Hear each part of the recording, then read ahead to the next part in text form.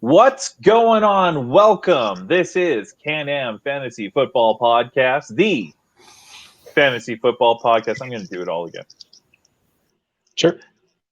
I'm going to mute you guys. What's going on, everyone? This is the CANAM Fantasy Football Podcast. Welcome. Today we're talking more breakouts, and we're going to be talking about the NFC South. Oh my gosh, I'm going to take a sip of water. I got all nervous when I saw that we're recording. Perfect. What's going on, everybody? Welcome to the CANAM Fantasy Football Podcast. We're here chatting more breakouts and the NFC South. I am your host, Ryan Phillip Lamb. It's great to have you along. Don't forget about our drive for 500. We are looking to get 500 subscribers, and as soon as we do, we're going to be doing a random draw for a signed Amari Cooper jersey. Now, we're going to be able to ship that anywhere in North America, so go ahead and subscribe. More details to come, but a random draw, signed Amari Cooper jersey. We've got A10 with us. A10, how's it going, man? Yeah, it's going pretty good, man. Can't wait to discuss some football with you guys. Yeah, stoked to have you. Randy, the man, the myth, the legend. How you doing, man? You know, pretty good. I am actually super excited. I just realized that time travel is possible. It's now a week ago. What? So I'm excited to not sell my Raheem Mostert shares and, you know. So to peel back the curtain, we took off a week and I didn't update the graphic. So it says July 20th. It's July 27th. Son of a bitch. Oh, lazy producers.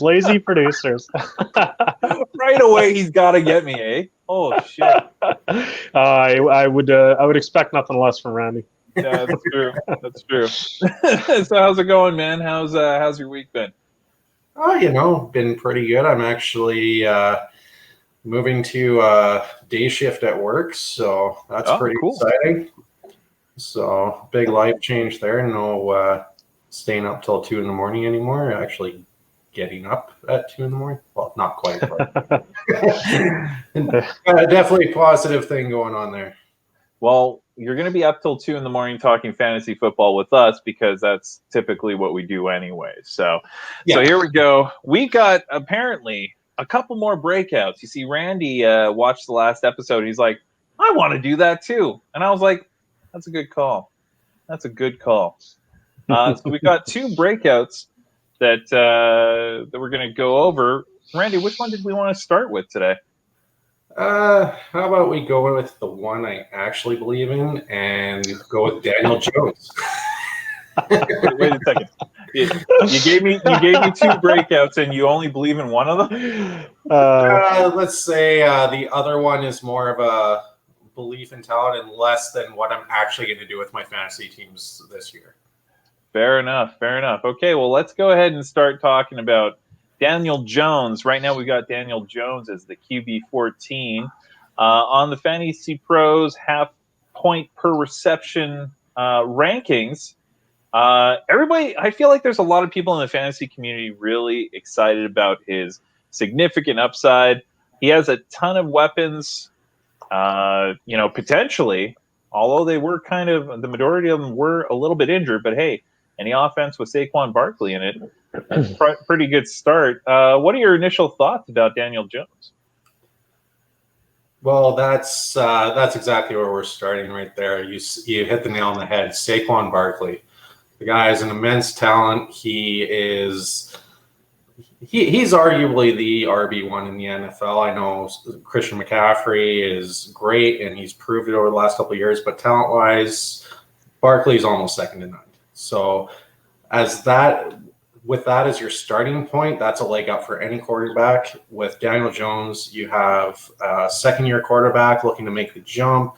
And, I mean, he had a pretty reasonably good first year. If you go out and average all of his games, not including the start where he really kind of was a true rookie. His last few games, he was really coming on. He was putting it together, and his weapons are great. Like, he's got Barkley, he's got one of the best tight ends in the game if he can stay healthy, and if the receiver core stays healthy. Basically, with Daniel Jones, I'm thinking that the caveat is that for the most part, that team has to stay healthy. So I'm just banking on better luck health-wise this year, and that he's just going to take that leap with his rushing floor, that he's going to truly break out. I'm not pegging him as this year's Lamar Jackson, but maybe like a Lamar Jackson light. He's going to take a big jump and surprise a lot of people. His QB 14 draft price right now is a steal, if you ask me. Oh yeah, for sure. I think that when you're looking at Daniel Jones, and like you were saying, towards the end of the season, he really started pouring it on, and that was with a depleted receiver core. Now he's got Golden Tate coming back. He has Darius Slayton, of course, and then of course Evan Ingram, like you were saying, like he could potentially be like the most dominant tight end in the game if only he could stay healthy. Which brings us to, let's of course not forget about Sterling Shepard also returning. So my question to A10 is this: which one of those Giants wide receivers is the top dog in New York? Well, it depends on what you're defining as top dog. If you're talking about highest over the top breakout plays, I think Slayton's your guy. But if you're talking about every snap, talking about targets, talking about yards, I think you got to go with Sterling Shepard. And then Golden Tate is going to keep doing what Golden Tate does, and that's just, make safe catches and get yards after the play. It's a pretty decent 3 wide receiver set, which makes it challenging because all 3 of them are going to fight each other for fantasy relevance. It's good if you're a Giants fan, but not so good if you're a fantasy fan. I don't really particularly am high on any of these 3 because I just don't know where the targets are going to go. It's going to be game-to-game difference, and it's going to be some games, Tate is going to be the man, and some games he's going to be an absolute zero. So it's a risky play, the receiver-wise, but I do like the quarterback choice. I just feel like it's a big caveat is if you are taking Daniel Jones, you're going with the zero quarterback strategy, and you're grabbing him in the last couple rounds. He's not someone you reach for, but I do like his floor. Mm-hmm. And that's generally my strategy with regards to quarterbacks, unless something I consider immense value falls a couple rounds during the middle. Just look late guy. Mm-hmm. Just looking at my list here, the 2 quarterbacks that are just above him one spot are Aaron Rodgers and Matthew Stafford. And I'm more than okay taking either of those 2. And if I miss on them, I think Daniel Jones has the potential to be somewhat close to them. But yeah, it's a very good sleeper pick, and it's a very safe floor quarterback because he's going to run, get you the rushing yards. I just don't think he's going to get the immense amount of touchdowns, but he is going to be playing from behind, so he probably will be airing it out more. So I do like the suggestion. I think he has a lot of room to move up the rankings, so it's a very good sleeper pick for sure. And I love the fact that this particular season, it seems like quarterback is a lot more deeper. Like you can punt on quarterback quite a bit, and I think that's a really good point that you bring up. I feel like it was like that last year too. It's you're moving away from the golden era of Aaron Rodgers being the QB1 and you wanting to take him because he's top 3 for 5 years in a row. Right. Now it's kind of just a coin toss. You can take your gamble on a Lamar Jackson of last year, and maybe now it's Daniel Jones of this year. Who knows? I mean, it's really tough to tell. Yeah, definitely, Randy. We've got Darius Slayton at wide receiver 40. We've got Sterling Shepard at wide receiver 43, and we've got Golden Tate as wide receiver 48.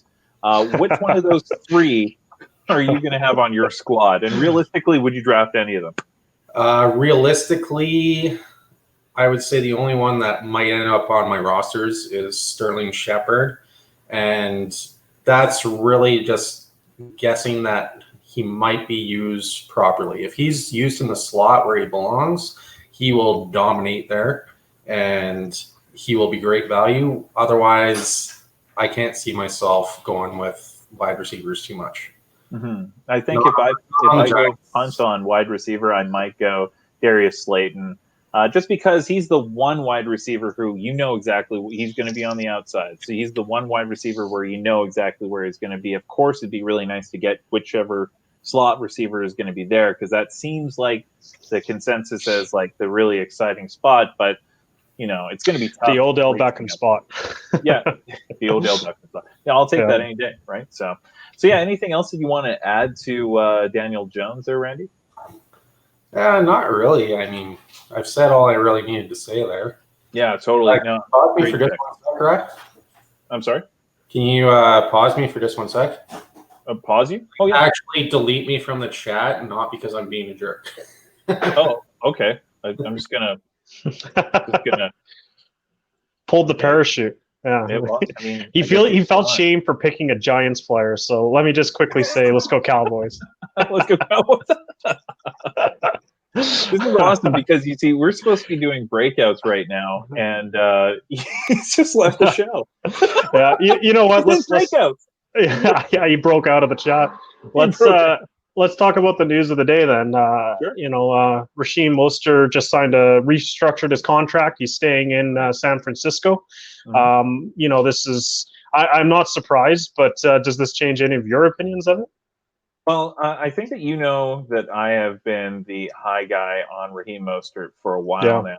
I had him in our shared league last year, and just the fact that he re-signed. Basically, when you look at what the contract is, it's basically the same base salary, but he's also getting a lot of potential incentives for bonuses. Yeah, so I think up to $5 million or something. Up to $5 million, and honestly, he's definitely worth that. He was essentially getting paid like a special teamer, so at least he's getting paid somewhat commiserate of his value. Now the question is, are they going to give him the opportunity to get those bonuses, because there's so many running backs in that backfield? Yeah, and you know what? I think Coleman's kind of proven what he is, which is a pretty steady, decent running back. He's going to give you some snaps. I don't think he's going to take the role from him. The big wild card is McKinnon. I don't think anyone has any idea what he's going to be. If he can look anything like he did in Minnesota, then maybe he can press for the starting job. But yeah, it's such a gamble with that team. It's kind of like the whole New York Giants wide receivers, except for much more desirable with the running backs in San Fran. Well, I just feel like it's going to be difficult because some seasons you can go ahead and you can like just scoop a whole backfield. That's definitely not the case with the 49ers, because they typically will ride the hot hand. And funny enough, they've gone ahead and they've influenced the Rams, which recently, Sean McVay has confirmed that he's going to be going running back by committee. So that as well is going to be a big headache, Yeah, I mean, he has to, right? I mean, who's he going to sit there and say has the starting job? I mean, anyone he picks, he's going to look foolish if they don't perform well. So yeah, I think that he's saying it's a running back by committee, but I wouldn't be very surprised to see them go with one role if someone takes it. Whereas the 49ers, literally, I could see Mostert putting up 180 yards the next week, not seeing as many snaps for whatever reason. Like, Kyle Shanahan's very hard to predict in that sense, but I think Sean McVay will find his bell cow, and I think he will use him. So I think there is value to be had in that Rams running back if you can find the right one, but they're still running behind a terrible line. So it's going to be tough. It's going to be tough to... Yeah, but keep in mind. So we've got Cam Akers going as the RB28, and then Darrell Henderson, RB47. How are you not, like, if you've got space on your team, why would you not go with Darrell Henderson there? I feel like that's a good price for him. Yeah, Darrell Henderson, I mean, they gave a lot of draft capital to get him, and then they also gave a lot of draft capital to get Akins. So I think they're just going to put them head to head, and whoever starts better is going to get the role. Who's the third one? Is it Brown? Yeah, Malcolm Brown or something? Malcolm Brown, yeah. Yeah, exactly. I don't like, you know what? And we've had our Ram expert Tyler say he's expecting Malcolm Brown to be the guy for weeks 1 through 3, and then he thinks one of the rookies will take the job. So, if you want some advice, maybe go with what the Ram fan is telling you, and I don't think it's the worst decision. The problem is we don't have any preseason to get a good read on it all, but. I think anyways, you're probably benching all 3 week 1 unless you have some catastrophic injuries, and you have to go with it. But yeah, Well, let's keep on talking about running backs for now. I don't know if we had someone kind of join the. Yeah, it's Devin. Is that Devin? We have an infiltrator. We have an infiltrator. Oh, that's it. Whoops. Oh, hey. Hey, What's going on, Dev? we're shuffling the decks of cards here. You know, we've booted Randy, and now we got Devin here. So this is awesome. You know what's funny? He didn't even talk shit to me this time, and I still boot. He asked to be booted. It's like he's into S&M or something. I don't know. Oh. Yeah, it was very fun. It was very fun. What happened? Why did he just had to? We're not sure at this stage, but we're just going to keep rolling with it. All right. It's so funny. We're in the segment where we're supposed to be doing Randy's breakouts. And he's like, "Oh, I gotta go." What? We should do Randy's breakouts for him then. Yeah, we should. That's okay, not the worst idea. No, well, okay. So his next breakout is T.J. Hawkinson. Now, what a terrible breakout! I can't defend this. I got nothing on this. Also, there's a major typo here. What the heck? He's not a running back. Oh my gosh! That's how little we care about T.J. Hawkinson, eh? Yeah, he may as well be a running back. Yeah. Well, maybe we could have Randy come back and defend himself. What, Randy? For one, why did you put him down as a running back? I don't get that. You're the dumbass who does the graphics. And by the way, I hope you saw my girlfriend flipping you off.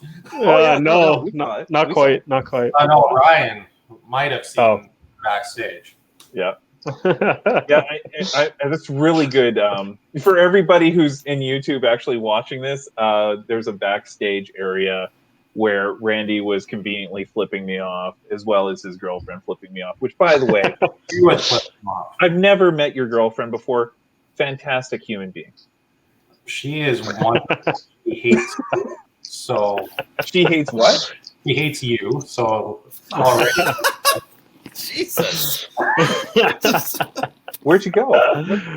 Anyway, so back to T.J. Hawkinson is a horrible breakout pick, guys. Let's go. Detroit. Well, no, I'm kidding. And so is Randy. I can't wait to meet your girlfriend, by the way. She seems really nice. Yeah, I can't wait for you to not be an American anymore.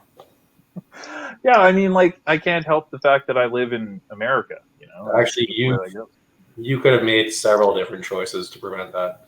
This is true, but I met a lovely lady. I know. Made her my wife. Now we got a kid, and we're stuck in Seattle. Yeah. This is great football talk, by the way, guys. Yeah. Let's TJ get back Hawkinson. on topic here. Let's get back to the running back, TJ. Yeah. Okay, for one, like, okay, I was so on board. I was really excited. That first game that TJ Hawkinson had with the Lions, I've never seen a rookie tight end do what he's done with the first game. And then, of course, he gets injured. So those numbers look very paltry.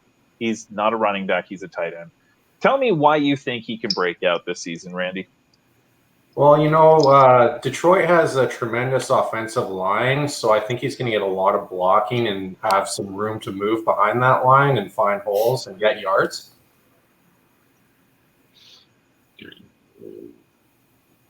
Is that it? No, that's still bragging on Ryan for his misplayed graphic. No, basically, for me, it sums up to, well, I'm not going to say a number, but a few things. One, he was a high draft pick, a high level prospect, and rookie tight ends never break that mold. That first game was something to behold. It looked like, oh man, here comes the next guy, and then he almost immediately gets injured. And we don't really know how that rookie season would have gone if he had stayed healthy, if Stafford stayed healthy. So I'm just banking on the talent still being there, the fact that he's just going to make that further adjustment to the NFL level. And I don't know, I think people are kind of forgetting about him. There's a lot of Noah Fant talk because of the way he ended last year, but no one's talking about Hawkinson. And I don't know. I think he deserves some recognition. That's basically why I wanted to talk about him a bit. Just I think he's the forgotten one, and I think he could surprise a lot of people. That all said, I think he's a bit lower on the sleeper radars as far as tight end goes. Like you have your Burst, you have your John Smith, you have those guys who, personally, I think them over Hawkinson, but he's the guy I'm thinking about going forward. That's an interesting take. I dig that. You did mention Noah, and Noah Fant is going tight end 14. Mike Day, tight end 13. Let's see. Hayden Hurst, tight end 12. Jared Cook, tight end 11. They're all pretty much in a very grouped together area. And then you got TJ Hinton as the 15 and Jonnu Smith as the tight end 16.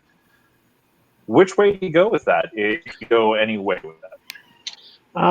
It's tough to say. I do like Jonnu Smith. I mean, at this point, you're kind of just taking a flyer on them, and then after 1 week, if they don't really succeed, you just go with the hot hands. So I don't think there's much capital investment going into taking Hawkinson, and I don't think you need to worry too much if he falters, as long as you're not taking him too early. So I think he's just as good as anyone you just mentioned. I mean, he's a dart throw just like all those other guys, really. So I do like some of the guys you said more. I'd like to kind of see what Jonnu Smith and even Blake Jarwin do over him. But at the same time, I could see him being just as good as any of those guys, if not better. Absolutely. Real quick, Devin, do you go Jonnu Smith or do you go TJ Hawkinson? I definitely do Jonnu Smith, but that's just because he showed a little bit more last year. But yeah, I mean, like Eitan alluded to there, when you're looking at that's about tier 3, tier 4. They're all in there's about 10 guys there that it's almost like dart throw. Who cares? Just you can grab 2 of them or something like that, and hopefully one of them pans out. So, I mean, yeah, at that point, I don't think it really matters so much. Mm-hmm. Any way to wrap up with a bow? You know what? No, everything these guys have said is absolutely true. I'm just, like I said, creating conversation for the show. I talent, but like I said, other than dynasty leagues, he's not on my radar at all in redraft. I'm liking what's going on in that Detroit offense, and I think he could very much be a breakout, like a la Darren Waller last year. Ooh.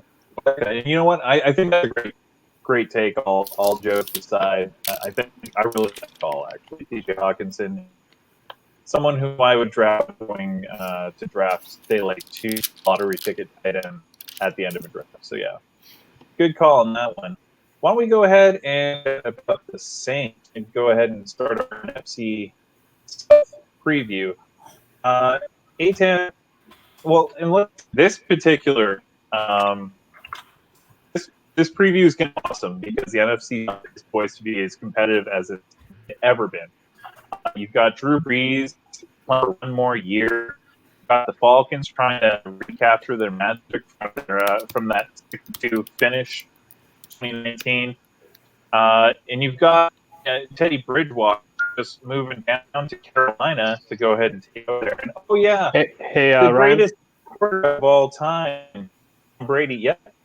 We're having some audio difficulties with you. I think you're chopping up quite a bit and you're quite laggy. I think the other guys are experiencing it too. Yeah, it's not just the sound of your voice. Yeah. No, it's not. I don't know if you did anything, but it's not better. How's this, guys? Can you hear now? It's still got that whatever choppy echoes, whatever thing going on. Okay. Again, take over. I'll be right back. Okay. Okay, so I think what he was saying is we're just previewing the Saints as of right now, which is probably the best team in this div. I think we're probably all going to probably pick them to be the favorites to win the div. Maybe not Devin because he's such a Brady fan, but this is in my opinion the most complete team in the NFC. I think this is the best team in the NFC, and I really would not be surprised to see this team playing for the NFC Championship, maybe the Super Bowl as well. But this team starts off. You can see fantasy-wise, you have the top running back on their team and the top wide receiver on their team are both players that are projected in the top 5 of the draft. It's kind of crazy that they have 2 players in the top 5, but this is a very, very explosive offense, and it has a lot of fantasy implications. How do you guys, Devin and Randy, how do you guys feel about Alvin Kamara at 4th? Do you think that's a little too high for him? Do you think he'll bounce back to 2 years ago, or do you think last year is more realistic of what we've seen? I think that it's possible. I think that's probably where he's going to go. There is he got vultured quite a bit with touchdowns, right? That was how many snaps does he get in the red zone there, to rush it in? That's the only one downside with him.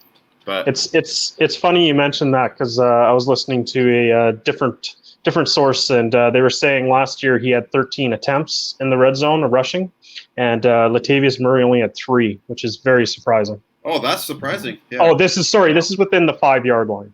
5-yard line. Oh, 5-yard line. Okay. Yeah. Okay. Right. Yeah, so he's getting volume, he's getting the opportunity, but he was definitely playing hurt last year. I forget what his injury was. Sorry about that. But he was definitely playing hurt. But let's say the draft goes as courting, and you see McCaffrey, Zeke, and Barkley go 1, 2, 3. Are you taking Kamara 4th happily, or are you a little bit nervous? I wouldn't be nervous. No, especially with the running back. I think there's more depth on wide receiver myself, so I'm probably going to be leaning towards doing running back, starting the draft running back heavy. So I would definitely not hesitate with Kamara there for sure. Randy, do you feel this? Check in to see is my audio any better? Unfortunately, not. No, damn it. Your picture quality also is quite poor. I'm wondering if it's just bad Wi-Fi or something. Probably bad Wi-Fi. Right. Anyway, so Randy, I'll ask you the same question. Are you comfortable taking Kamara 5th overall? Sorry, fourth overall. Yeah, if Kamara's there at 4th, I am mashing draft. In standard, he's 4th for me. Half PPR. I might go even higher with Kamara. I might bump him ahead of Zeke, to be perfectly honest. I'm high on Kamara this year, so I'm super comfortable taking him there. Would you toy with the idea of Michael Thomas over Kamara if it's a full PPR league? No. Full PPR? No, still no. No, yeah. Full PPR, I'm still taking Kamara over Thomas. Yeah. Yeah, I think I would do the same. I mean, as Devin alluded to, I think the running backs are more of a gamble, and I feel he's a little bit more of a safe pick per se. But I certainly wouldn't be crying if those 4 guys went and I was stuck with Michael Thomas. Do you guys think that he has the potential to repeat what he did last year, or was that an anomaly?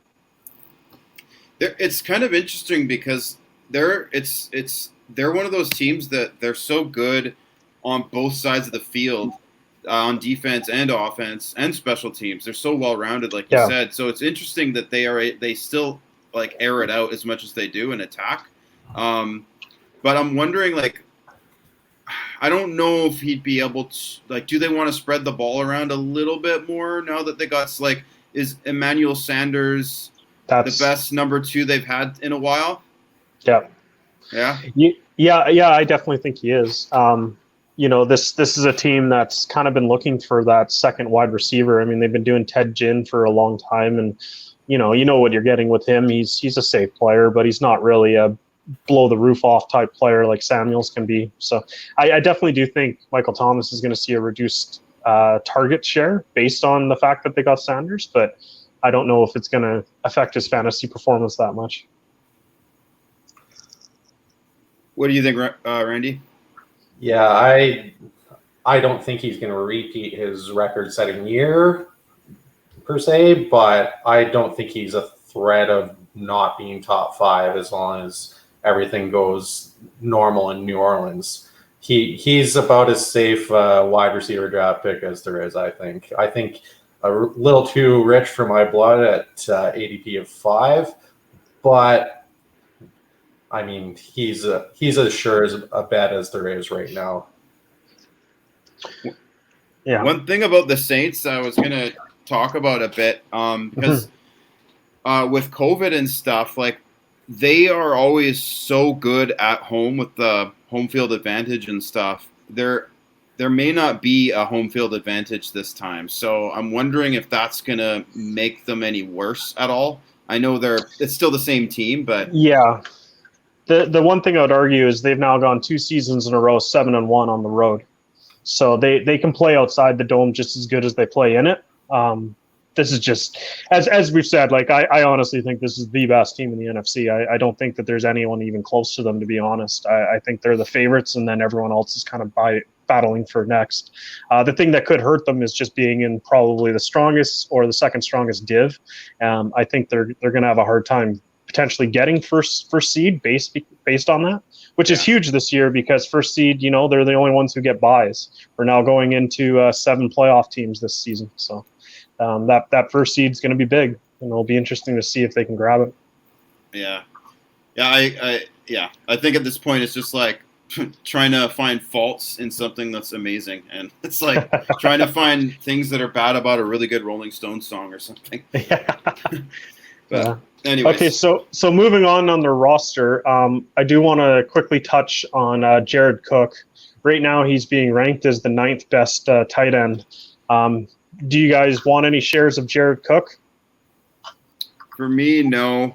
At that, it's like when you get to that point, I feel like I'd rather just wait and take flyers on a couple of the other guys. There's such a to me, there's like a from 7 to 18, and there's like a bunch of guys that could all be around the same to me, and I just don't care enough to take him where he, that's just me personally. But Randy, how do you feel about Jared Cook?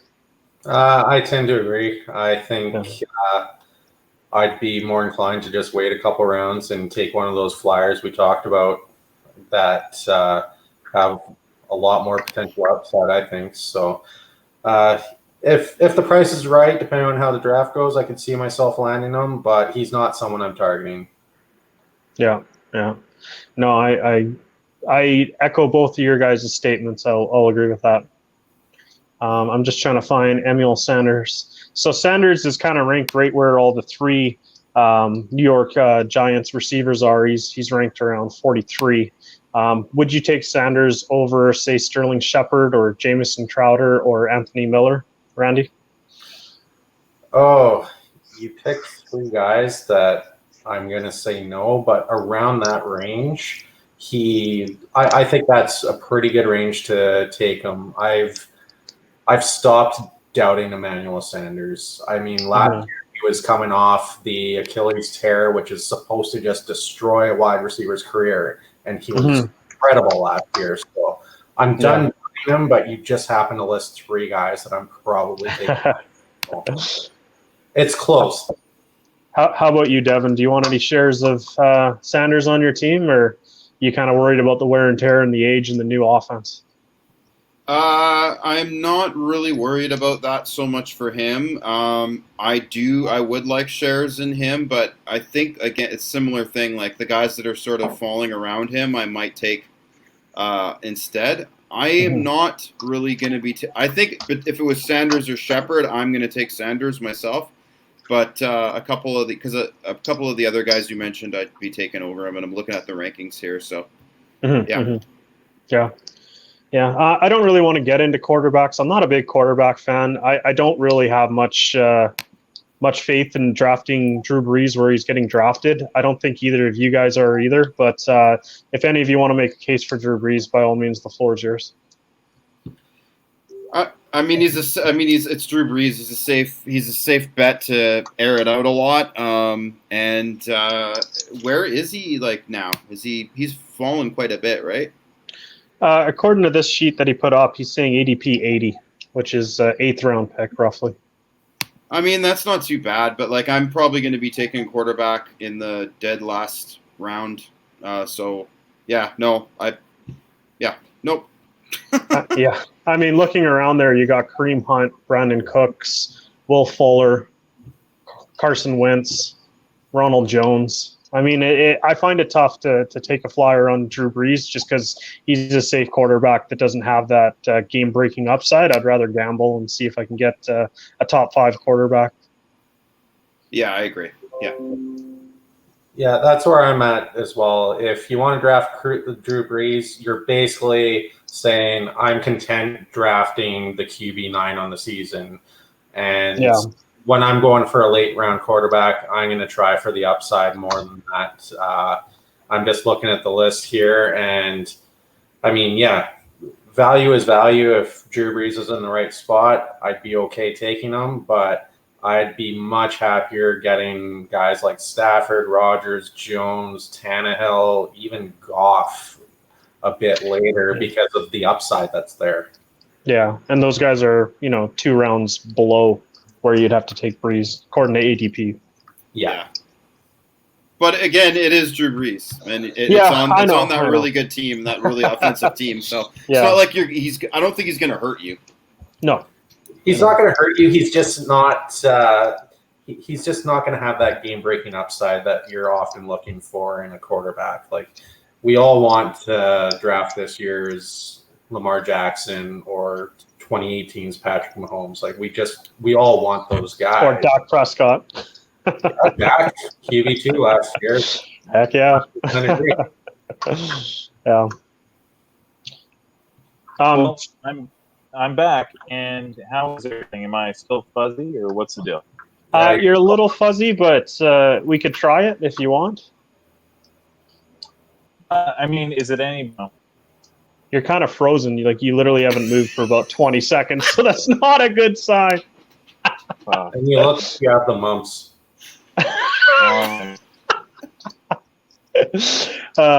Let's move on to the next team. Devin, do you want to spearhead this since you're the resident Tom Brady super fan?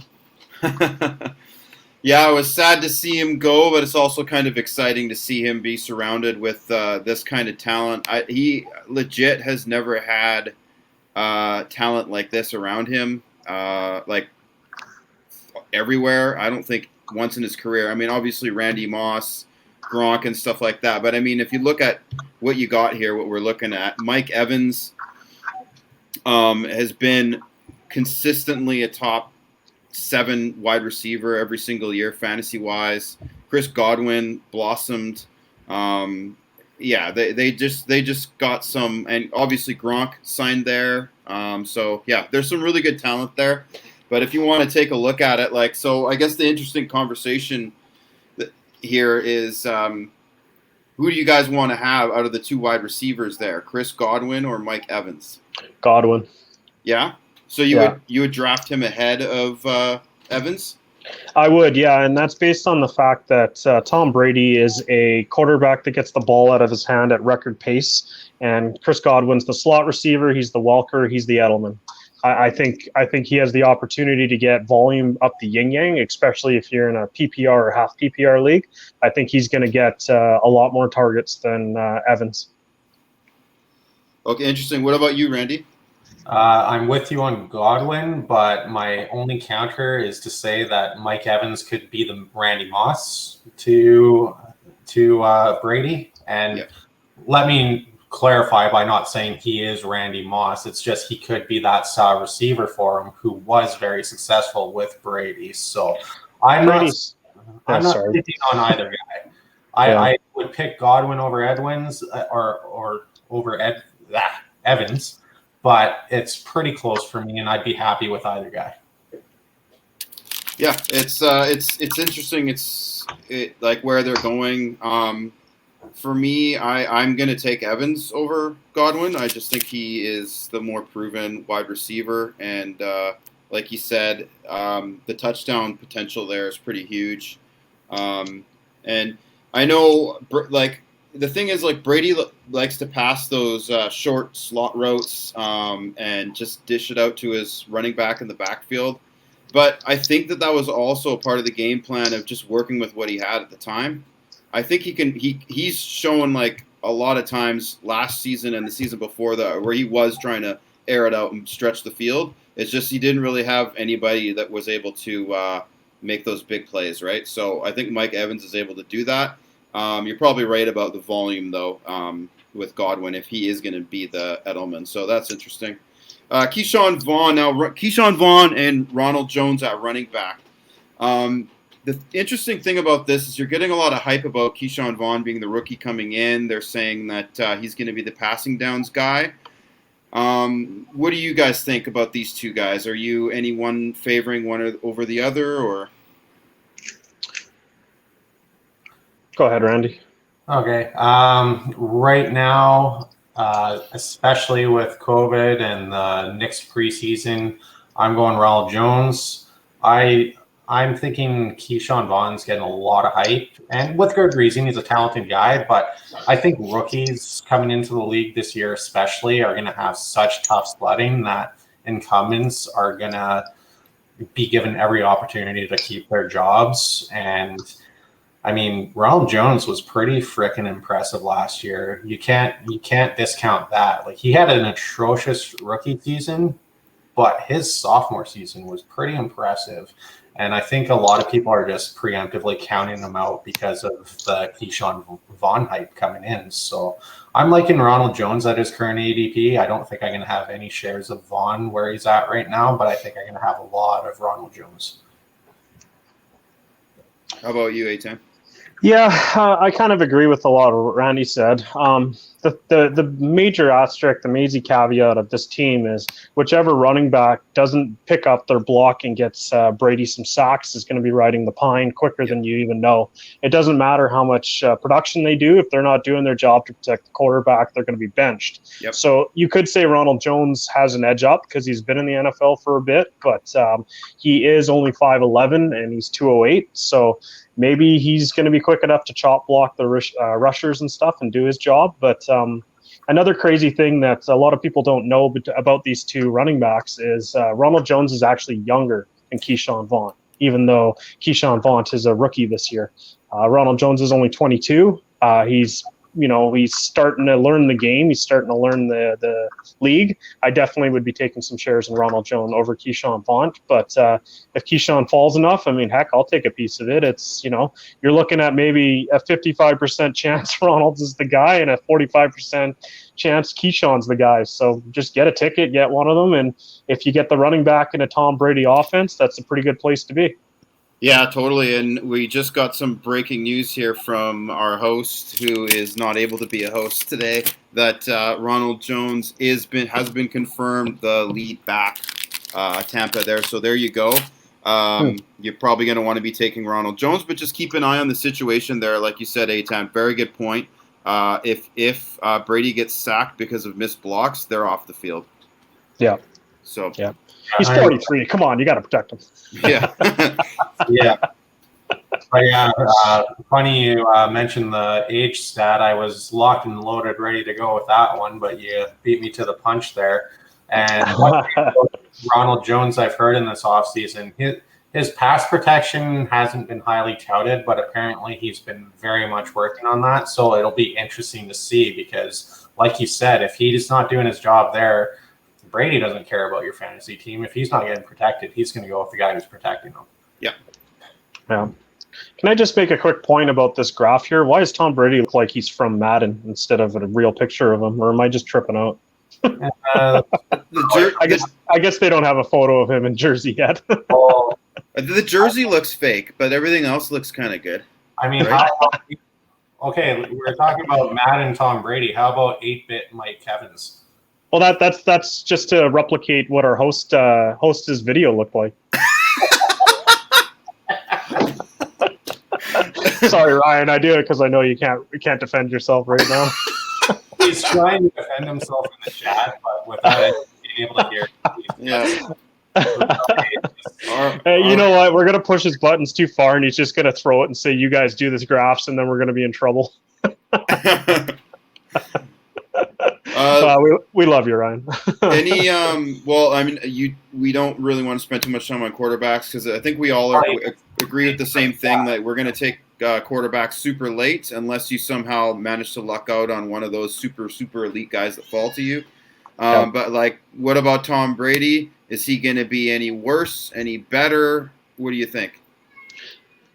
Well, I don't think he'll be worse than last year. I don't know. I mean, I've been saying this for a couple of years now. One of these years, we're going to see Tom Brady turn into the last season of Peyton Manning, and it's going to be ugly fantasy-wise. It's going to be okay real football-wise, but I don't want to gamble on Tom Brady. It's the exact same reasons that I didn't really want to gamble on Drew Brees. You're not really getting much of a ceiling on him. What about you, Randy? Exact same sentiment. He's very much in the same realm as Drew Brees for me. I don't see an ultra high ceiling. I see a pretty safe floor for the most part, but then, like Eitan said, that floor could just crumble right under him, and you're just wasting a pick there. He's not going to be on any of my fantasy teams, I don't think. And yeah, in today's NFL fantasy-wise, you really want a quarterback that can get 15 to 30 minimum rushing yards a game. It really helps boost their stats, and it keeps their floor really safe. Yeah, 100%. And me being the resident Tom Brady fan, I actually even agree with you guys. But that's mainly based on like quarterback value and stuff. Like, I would rather just wait and then just take Jared Goff like a lot later, like in the last round or something. Exactly. But I think Tom Brady's best will be Goff, so you might as well just take Goff. Yeah, exactly. And there's a lot of hype around Brady right now because of that offense around him. I do think that he will be have some games that are pretty darn good and better than he ever had last year. But having said that, I won't be having any Tom Brady. Mm-hmm. Do we want to touch on tight ends?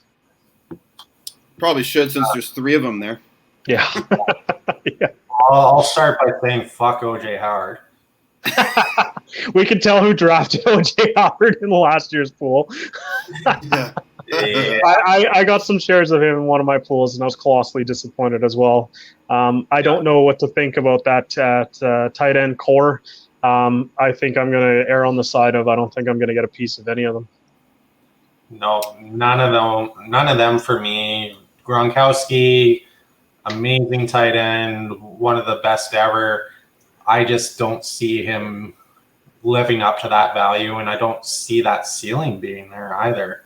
OJ Howard is a bit of a sneaky dynasty play because his value is just plummeted, and Gronk's probably only back for whatever Brady's got left in the tank. And OJ Howard's still talented, and if he's utilized properly, he could be a great tight end in the league. But in a standard redraft, I'm not taking any of those guys.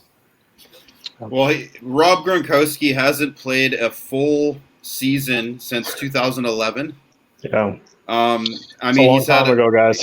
He's had a bunch of 14, 15 game seasons in there, and that some of that was like Bill Belichick deciding to bench him before the playoffs and that type of thing. But I think, like, for me, what I would do is I might take like a flyer. I would take Gronk and then back him up with another one of those 3 or 4th tier tight ends, and then just see what happens. Because if he does hit, and if he is any kind of any like fraction of what he used to be, he could be like really good and get a lot of touchdowns, right? So I would do that, but I wouldn't be reaching for him any stretch.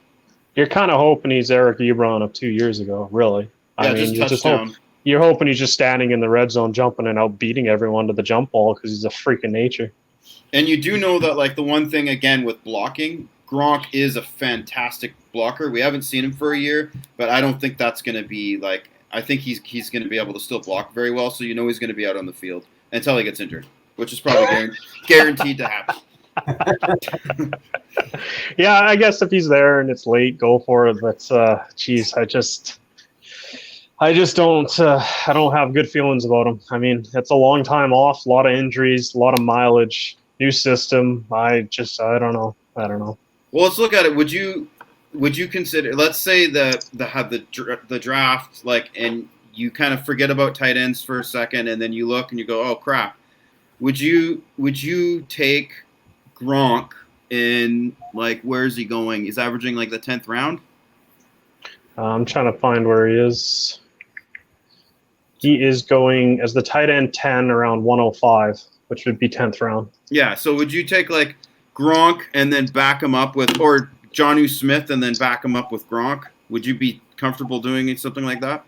No, because I'm a firm believer of one tight end. There's so much. Okay. There's so much depth and there's so much lottery tickets in the other positions that you holding on to two tight ends is just reducing your chances to get that breakout running back, that, you know, the third string running back that becomes the superstar. I'd rather take a lottery chance on one of those guys than have two tight ends. So you just rather just take a lottery on Jonnu Smith and then leave it at that? Yeah, exactly. Cool. All right. Yeah, I'm in the same boat. I very rarely draft two tight ends and very rarely roster two tight ends for the aforementioned reasons. Just outside of the elite few, there's just you're really just playing a guessing game on which one's going to hit. And I mean, yeah, you could throw two darts, but I'd rather throw my second dart at running back or wide receiver and find much more value in that, because chances are whoever's there on tight end, whoever's starting to hit on tight end, they're going to be on the waiver wire. So you still have a chance at them. Cool. Yeah. So moving on to the Falcons, Randy, do you want to spearhead this one? Yeah, sure. Sounds good. All right, so we got the Atlanta Falcons, and I'm loving them for fantasy this year. I mean, they're always a fun team. Matt Ryan's going to throw a lot. They've got Todd Gurley in without much competition at running back, and really, they're going to be an interesting team to watch fantasy-wise, because you could see Julio Jones and Calvin Ridley kind of following that mold that Mike Evans and Chris Godwin set last year of two top 10 wide receivers. It's within the realm of possibility. Todd Gurley is leaving the Rams. He had a bit of a down year. Even though he had a respectable year, he seemed like a shadow of what he was, and he's looking for a resurgence here. Matt Ryan just continues to be a fantasy stud. He is, to me, he's kind of like Drew Brees and Tom Brady in the sense that he's that traditional guy, but at the same time, I feel like his ceiling is super high with that offense, just because they're not going to be a good team. With Drew Brees and Tom Brady, I feel like New Orleans is going to be a fantastic team. Tampa should be a good team on paper. Then again, they could be this year's Cleveland Browns. And it's going to be – they're going to be what they are. They're not going to be a great team. They're going to be throwing a lot, and Matt Ryan has all the weapons in the world. He's a guy that I would actually go against what I said against about Drew Brees and Tom Brady, and actually be looking at Matt Ryan in the position he's being drafted right now. Well, he's basically those two, but higher, right? Like he's got 5K potential, 5K yards potential. So I see where you're going with it.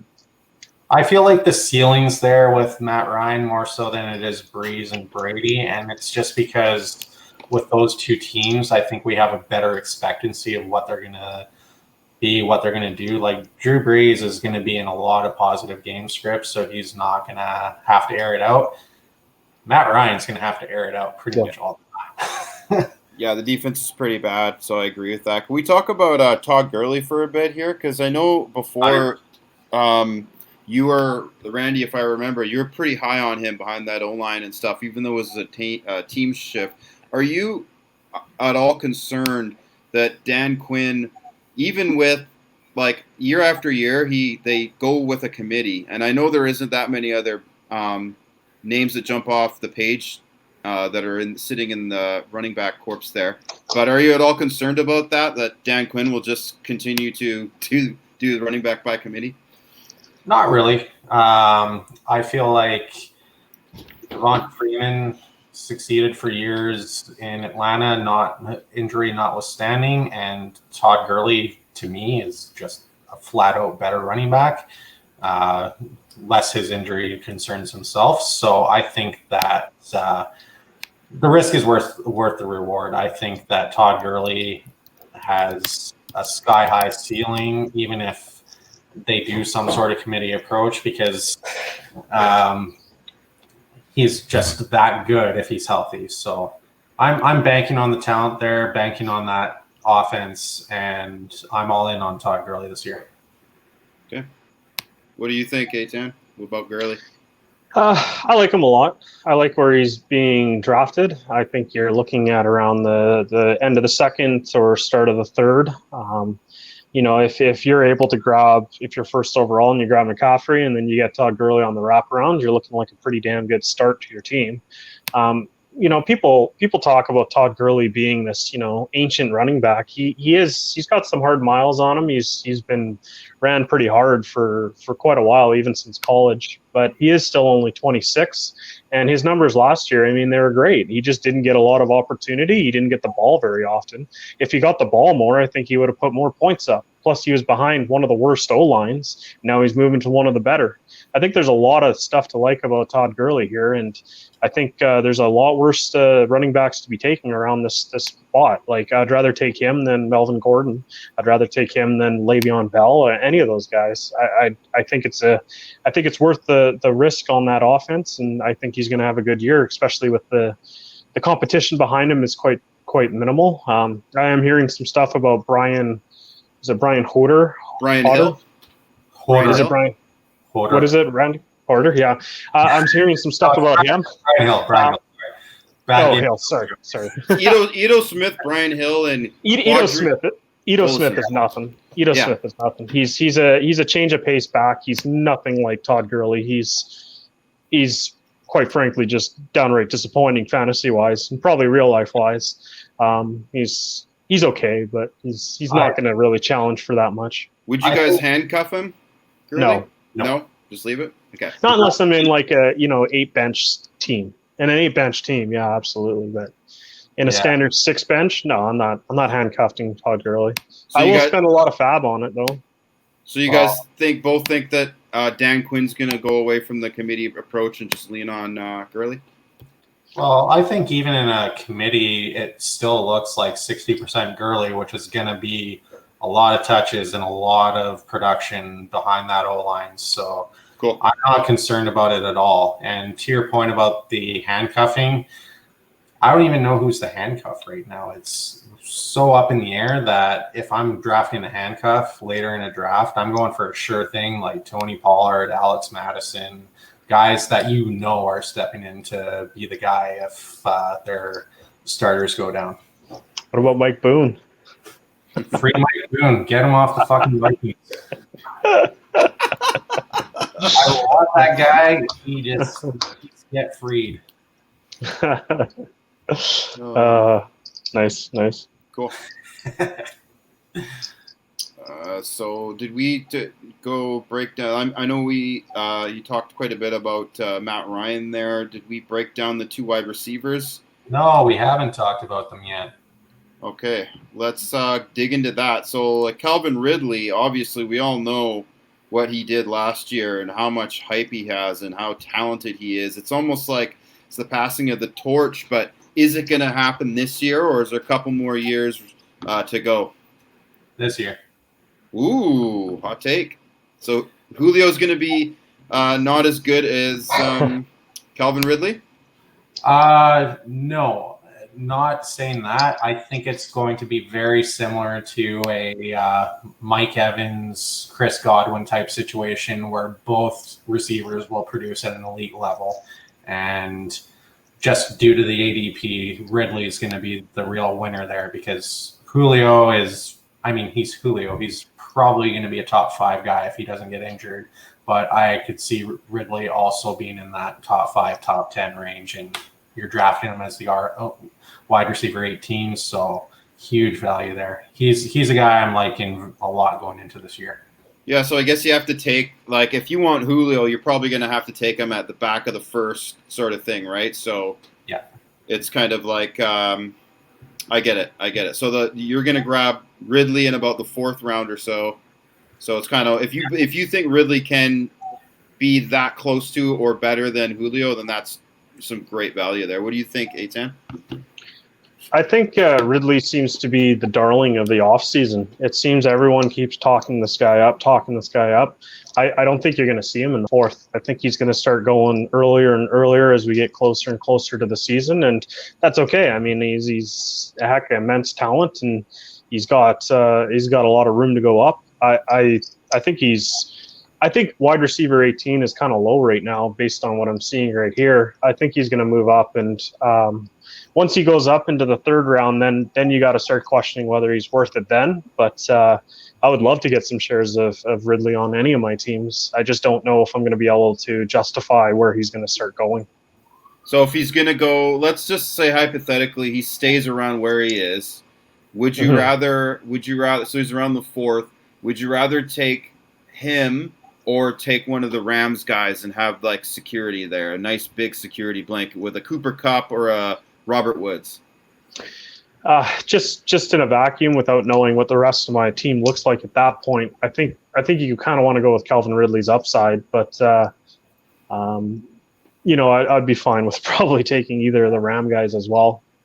Yeah, it's kind of one of those things where it's like, do you want to take the complete upside with that pick? You're right. It depends on what, like, if you've gone running back your first 3 picks, then you might want to take like a more safe security blanket in one of the Rams guys. But yeah, fair. Mm-hmm. Yeah, Devin kind of hit the nail on the head there.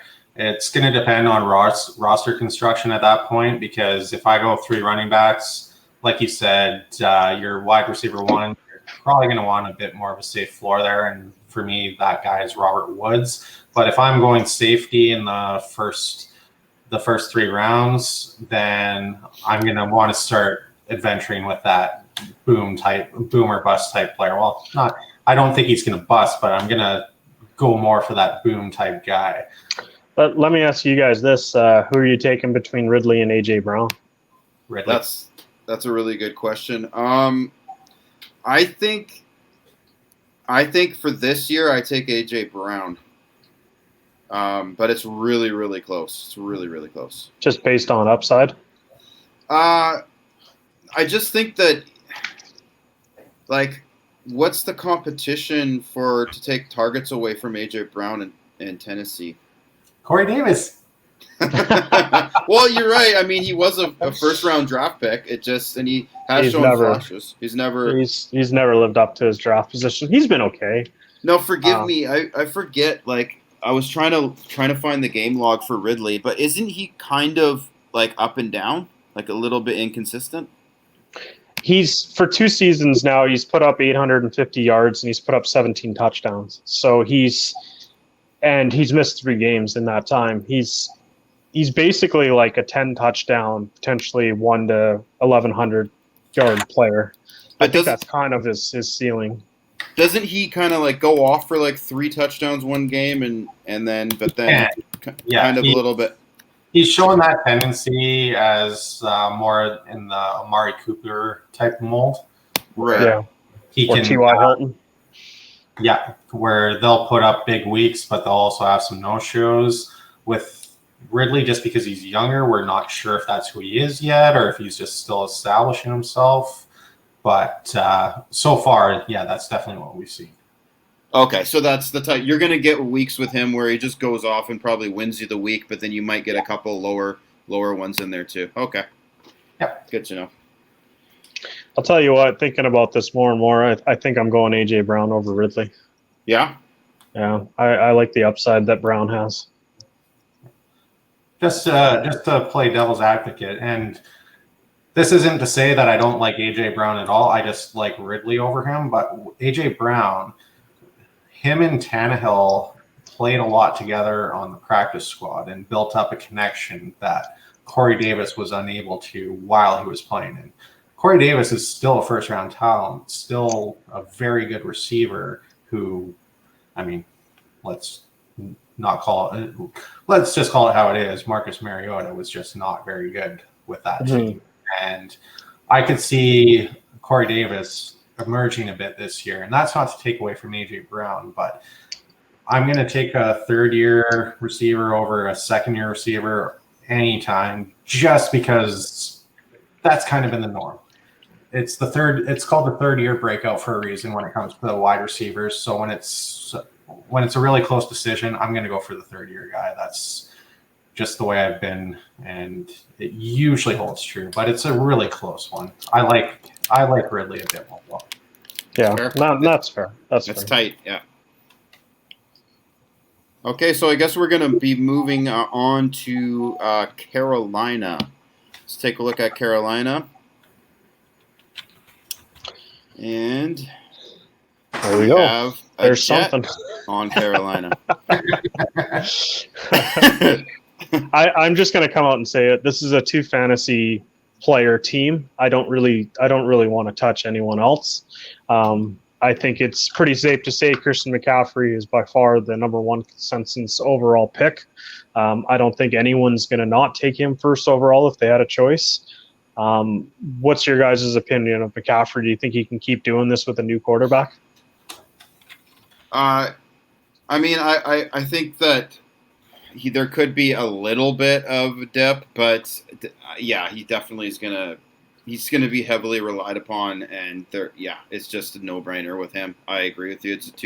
It's a two-headed horse here, and the good Teddy Bridgewater is known to be like a very accurate short yard thrower. So DJ Moore and Christian McCaffrey will both benefit from that. Do you think? What's your opinion of Christian McCaffrey, Randy? Yeah, everything's said. He's the RB1.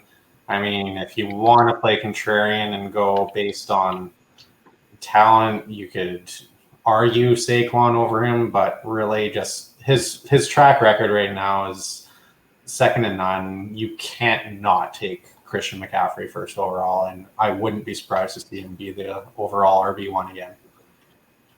Mm-hmm, mm-hmm. I mean, the issue is you are dealing with Bridgewater, whose career high is 14 touchdowns in a season. I'm really scared of what this offense is going to do in terms of touchdowns. I don't predict they're going to be very good. I am quite worried actually about Christian McCaffrey, but there's no way that I would be brave enough not to take him first overall. Well, keep in mind that most of last year was the Kyle Allen experiment, which did not go well, and McCaffrey still thrived and crushed the entire league. So I'm not really worried about him. I think he's going to produce no matter who's under center. Yeah, I just feel like Teddy Bridgewater, every third pass he makes is a throwaway. Yeah, he's the Teddy Bridgewater, I think, is better than Kyle Allen, but in real life. In real life. Yeah, so but the thing is how they'll try to play, I think, is they're going to try to just kill the clock, and therefore McCaffrey's going to get the ball a lot. So, I mean, I don't know. I could definitely, because he had an incredible year last year, so I could see some dip. But you don't hesitate to draft him first overall. What about hesitate to trade him? Like I have been trying to do. No, like you did. Like I did. And I'm a proud owner of Christian McCaffrey. He took me to the finals, which I lost in, but thank you very much for that piece. Yeah, no problem. And all I got out of it was A-Rod, who shit the bed for me. Yikes. You shouldn't have admitted that on a podcast or online. It wasn't A-Rod for whatever. No, it wasn't. It was draft picks, and it was not 2019. We are. Yeah, we're moving on now, and I suppose. Sorry. Yeah. Okay, so Bridgewater, the one thing about Bridgewater, though, is he is familiar with the offense. He has worked with the offensive coordinator before. So that is one thing to keep in mind as well about that. And again, they are going to try to just milk the clock and run the ball and short passes. And you're right, he will throw it away a lot because he's not going to risk much. But I think, if I'm not mistaken, Teddy Bridgewater, his all-time record is pretty good, like 22. Oh, yeah. He's won like 22 games, lost 12 or something like that, if I'm not mistaken. He's like Alex Smith. Yeah. So he'll be good. But in that div, I don't think they're going to be able to win. No, they're winning 5 or 6 games tops. Yeah. Anyone else on that? Like, so DJ, like we were saying, DJ Moore is obviously the other guy that we would like to have there. He's okay. So looking at that right there, DJ Moore and Thielen. For me, I take Thielen over DJ Moore. What about you guys?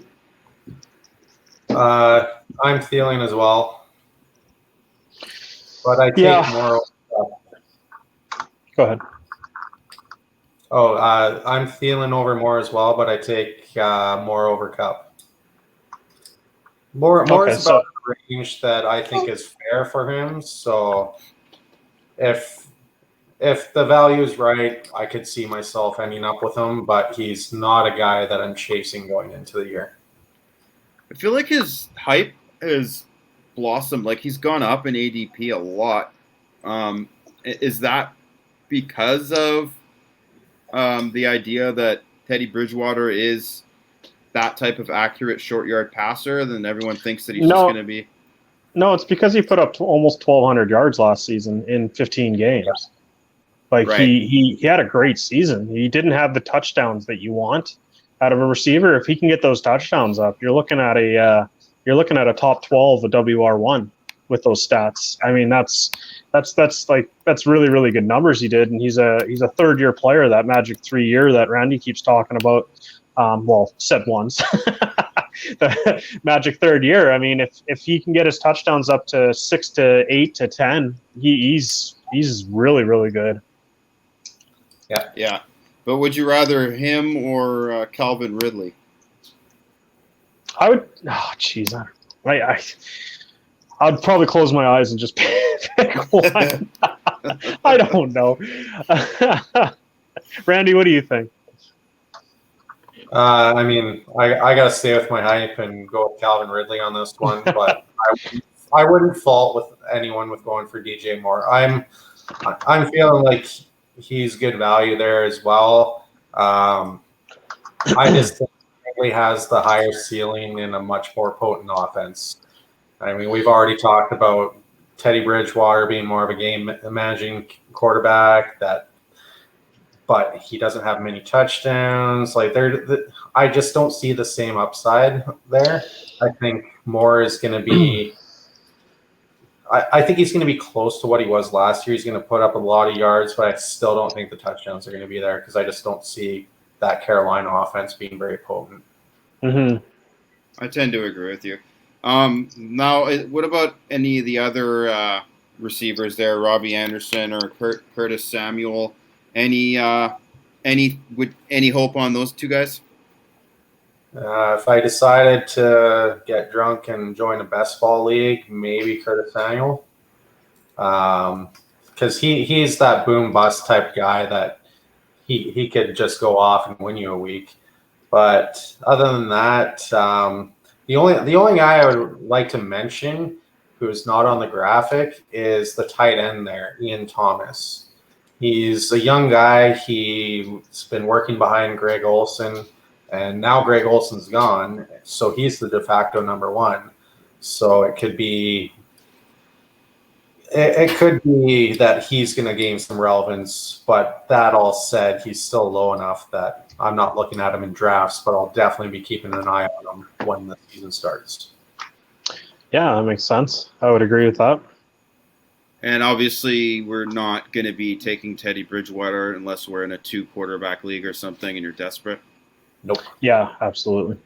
I mean, he looked pretty good in New Orleans statistically, like touchdowns, interceptions, yards, but that's also New Orleans offense, right?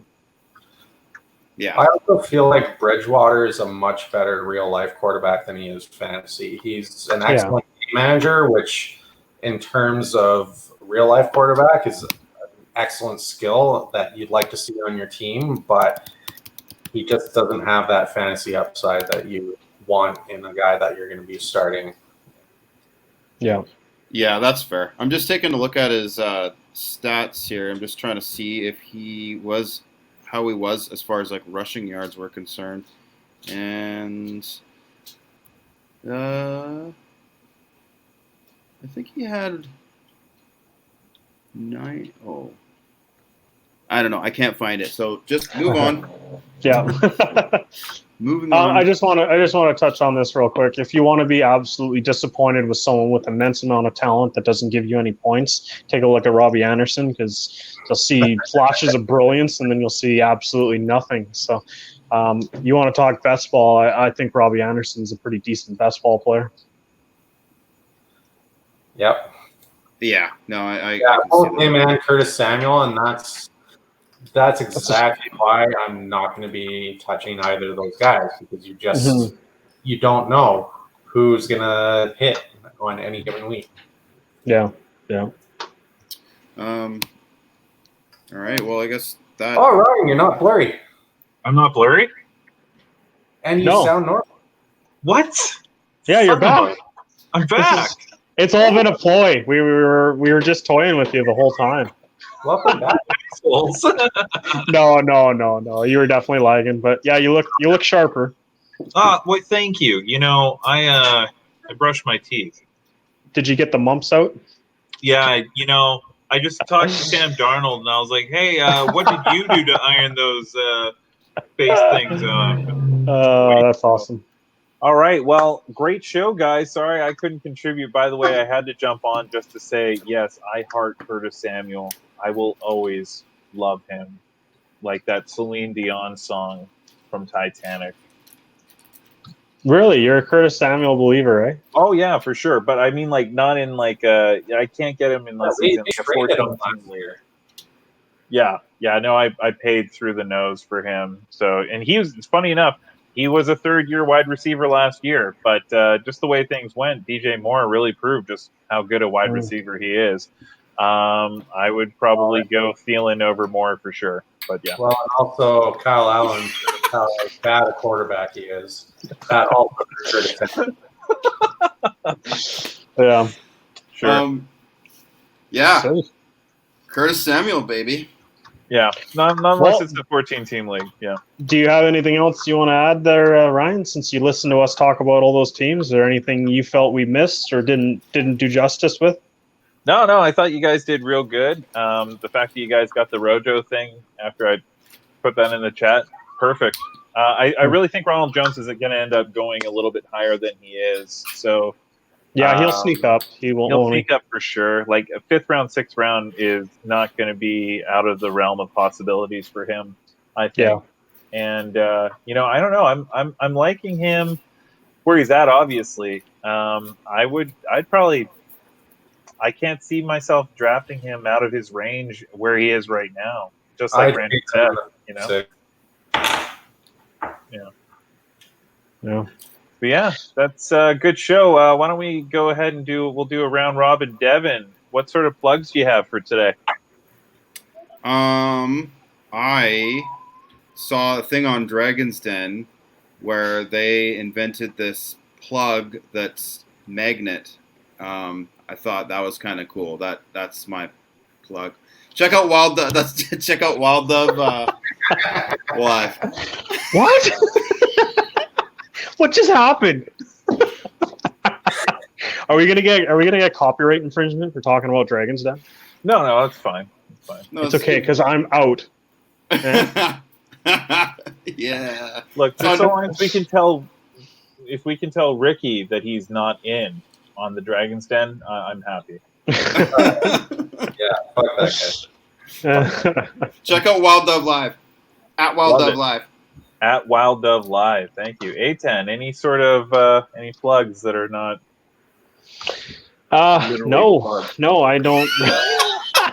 You know, every time you ask this, every week, I'm always like, whoa, I wasn't expecting that. You think that, like, after the fourth time, I'll be kind of ready for an answer, but every time I'm just deer in the headlight, like, Plug your brother. Yeah, your brother. Check out Kyle Hensby Music. He's a country singer, up and coming. He's pretty good. Woke Up With My Boots On is a single. Go check that out. Yeah, no, it's some real good music. We have some really talented musicians in and around our sphere, which is really cool. You know what I forgot to ask? And I'm going to go ahead and we'll pop it over to Randy, and then we'll capture everyone else. Randy, what did you learn today?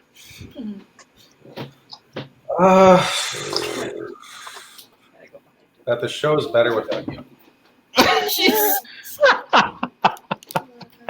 And that's Randy gone. Did you kick him out? He kicked himself out, and he bloody well knows it. My son's right here, so I'm not going to swear. Unreal. This guy. You find out who your friends are. A10, what did you learn today? Yeah, I kind of learned to keep an eye out for Ronald Jones creeping up the charts. I think the fact that he's now the starter is great news for fantasy, and A little bit of I clarity. also learned that T.J. Hawkinson is a running back.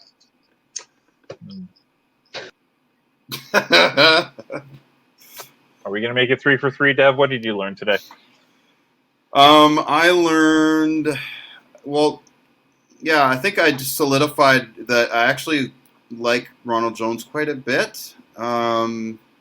I didn't know that he was 22. That stat that Eitan brought up was pretty huge. So that made me actually like him a little bit more. So, yeah, Ronald Jones. I know it's the same thing as Eitan said, but. Yeah. No, I mean, I just learned that today, too, so I'd go Rojo for sure. Well, that looks like the end of our show, but before we leave, thank you so much. If you're still watching us, that's awesome. Thank you for that. How about you go ahead and subscribe? We're doing a drive for 500 subscribers, so go ahead, give us a like for this video, subscribe, click the notify bell. It helps us a lot. And, you might win a signed Amari Cooper jersey. We're giving it away, random draw for the first 500 subscribers. We'll ship it anywhere in North America. It is a legit signed Amari Cooper jersey from Pristine Auction. I am Ryan, and for Devin, Eitan, and maybe Randy in the future, who fucking knows? Whoops, I just swore in front of my son. Oh, I'm in the doghouse. We'll see you later. Take care. Bye.